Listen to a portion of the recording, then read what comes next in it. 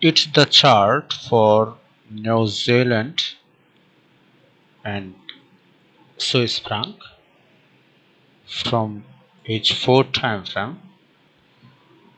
From this H4 chart, we are seeing here 200 EMA act as a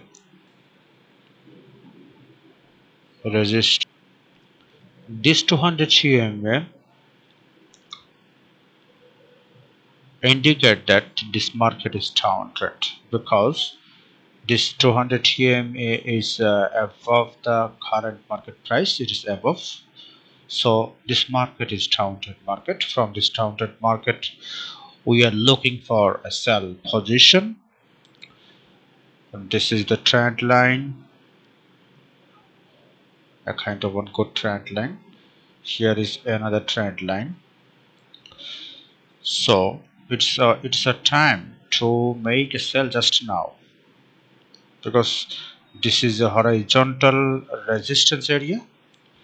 From this resistance area, another one trend line, and it is a good point for sell. So easily we can make a sell from here just now, and here we can make a stop loss with the target of next here and here, because in this area is another horizontal resistance, sorry, horizontal support.